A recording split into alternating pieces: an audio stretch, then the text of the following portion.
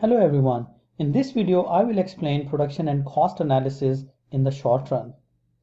Production is a process of transforming inputs into output. Inputs can be labor, capital, raw materials, and other energy inputs. We can think of a production pipeline where we provide inputs to the process starts, and then as an outcome, it gives us some output. Let's explain that production process using some functional forms. So suppose we have a production technology and then we provide some inputs and we get the output. The inputs can be labor, capital, material inputs, and we get output Q. We can then consider production technology as a function of labor, capital, and material inputs. Thus, we can write our production function as Q as a function of labor, capital, and the material input. In order to consider the short-run production function, we have to think about one of the inputs as fixed. Short-run is a period where we cannot have all the inputs as variable inputs, and it's usually capital. In our production technology, we mainly consider labor and capital, and therefore our production technology becomes Q function of labor and capital. Since we are dealing with the short-run production function, we can think of K as fixed quantity K bar, which is fixed. Let's say the number of machines in the short run is fixed. We cannot bring overnight new machines depending on the nature of the production of a particular good. However, we can increase the quantity of labor. So labor is varying over time. Specific case, you can consider a production function where we have output Q as function of labor such that the function takes the form 4L squared minus 0.2 times L raised to the power 3. Now this production function solely depends on one input, labor. It doesn't mean that we are not using the other inputs, but we are keeping them fixed, and because they are fixed quantities, so we are treating our function only a function of a variable, which is labor in this case. Let us do this analysis to see how output would change with different units of labor, and also what would be the impact on output as we keep on increasing additional units of labor, and also on average what would be our total output. So here comes few terms. The output is known as total product. We also have average product, which is simply the number of units of output produced by labor on average. So we divide quantity by labor. And also is the concept of marginal product of labor. This marginal product of labor tells us that what is the change in output due to an additional unit of labor. So we increase one more unit of labor, and then how many units this additional labor contributes to the total output, that is known as marginal product of labor. In order to understand the concept of marginal product of labor, we have a digression from the main topic. I would explain the concept of derivatives first. Derivatives are the rate of change in one variable due to another variable. If y is function of x and we want to find change in y due to change in x, we will be applying the concept of the derivatives. So suppose we have this curve representing f of x. There is some initial value of x, and corresponding to that we have value of y, which is function of x, so we get f of x. Then there is some change in x. This new point x1 in terms of x is x plus delta x. So this represents change in x, which is simply x1 minus. Corresponding to this x1, we have f of x plus delta x. Therefore, we can find this change in y due to change in x. So this is our change in x, and here this is our change in y. We can find this change dy by dx as f of x plus delta x minus f of x over delta x. But to find this change dy upon dx, we have to make this delta x really small.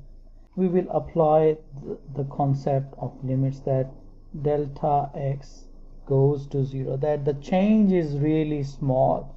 Think of delta x as 0.0001.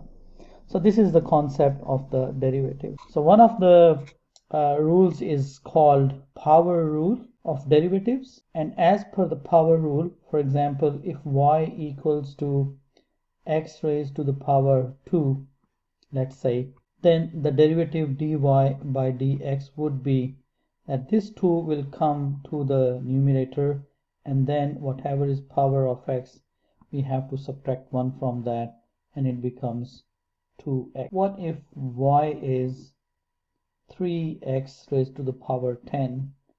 Then according to this power rule, the derivative dy by dx is simply 3 times 10 times x raised to the power 10 minus 1, which makes it 30 times x raised to the power 9. Now we come back to our original production function, and we are interested in finding the marginal product. Total product is q as 4l square minus 0.2l cube, and we need the marginal product of labor, which is equal to change in quantity due to change in labor, and we will apply the power rule here. L square has derivative 2l, L cube has derivative 3l square, and based on that we find that marginal product of labor is simply 8l minus 0.6l square. Now for the average product of labor. Average product of labor is equal to total product divided by the number of units of labor hired, which means quantity Q divided by L. If we substitute from equation 1 the quantity, then we have 4L square minus 0.2L cube divided by L, which makes average product of labor equal to 4L minus 0.2L square. Now we have derived both the marginal product of labor and average product of labor. Let us move to Excel to perform some graphical analysis and to establish the relationship between marginal product and average product of labor together with the total product.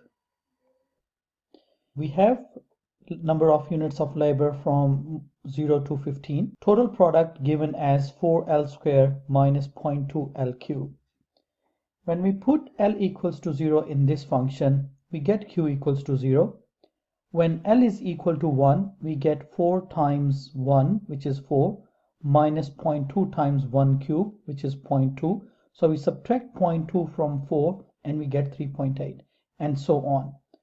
You can see that by substituting values of L into this formula, we get the total product here. Now, what about the marginal product? We have already established that marginal product of labor is equal to 8L minus 0.6L square, and also average product of labor after dividing total product with labor becomes 4L minus 0.2L square. So we would be using these two functions to calculate our marginal product and the average product. When we substitute values of L into these two equations, we get marginal product of labor and the average product of labor. If we draw total product against labor, we get what is known as the total product curve. So you see that at 0 input, output is also 0, but then as the number of units of labor increase, the output is also increasing. And from this schedule here, we can see that the output is increasing, but then it is increasing at a decreasing rate. And this is evident from the marginal product of labor. You can see that the marginal product for the first unit is 7.4. Then when we apply the second unit contributes 13.6. So marginal product is increasing at a faster rate. And as we keep on increasing number of units of labor, we observe that the marginal product is increasing. But then when we reach at output level 7, so close to 7, we see that the marginal product then starts falling. Marginal product increases when the number of units of labor reaches to 7, but then it starts falling. When we draw this relationship, what we observe is that our marginal product increases. It reaches to its maximum, which is close to 7, not exactly 7, and then it starts falling. This indicates the total product is increasing at a decreasing rate. As you move from 0 units of labor towards 6.67 units, the marginal product is increasing, which means total product or output is increasing at a faster pace. Once it reaches at its maximum, the marginal product reaches at its maximum, that is the turning point for the marginal product curve, which means now total product will be increasing but at a slower pace. And consequently, we see that the marginal product curve starts falling towards 0. And that would be the case when we would have the total product curve such that a tangent line at this point becomes horizontal.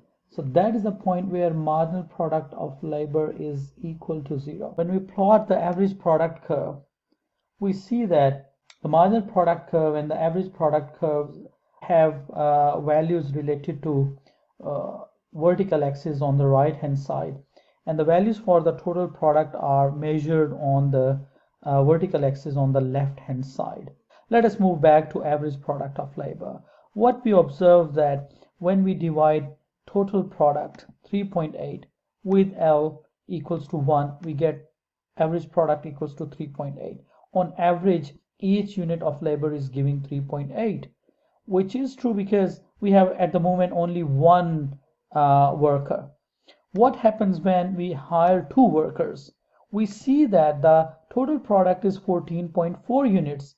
On average, how much is contributed by each worker? So we simply divide 14.4 by 2. We see that on average, both workers are contributing 7.2 units in the total product. But if we look at the first worker's contribution and the second worker's contribution, we see that this is not the same. In fact, second worker is contributing more towards the total product, but the average is less than the marginal product, and that outcome is evident at this point here. So we see that the marginal product is higher than the average product. Let us continue hiring more and more workers. So as we move from 3 to 4 and so on, what we observe is that the total product is maximum at 10 units of worker. The total product is 200. The average product is maximum, and also this is the point where marginal product is same as the average product. That means I'm referring to this point here. So this point tells me that average product of labor is maximum. And what is the relationship here? Marginal product curve is passing through the maximum of the average product curve. So this is one mathematical relationship, that marginal functions always pass through the maximum or the minimum of the average functions, depending on whether we have a U-shaped curve or inverted U-shaped curve. What we see is that as we increase number of units of labor, our average product is increasing, then it reaches at its maximum, and eventually it starts falling down, which means that now output is moving towards its maximum. Also, if we extend that, we see that at some point, say L star units of workers, the output is maximum. So Q is maximum here. And after that, if we hire more workers, then our output will start falling and the marginal product would become negative. So this is not desirable, that we hire more workers and then our output is falling and every next worker is contributing negative quantity to the output. Therefore, that is not an optimal decision. We should not hire more than these L star number of workers. Something which we will cover in one of the videos later, but this completes my description of how we can apply the total product function, can derive the marginal product and average product, and then can show the curves and the relationship between marginal product and average product curves, that marginal product of an input always passes through the maximum of the average product of the same input. Thank you very much.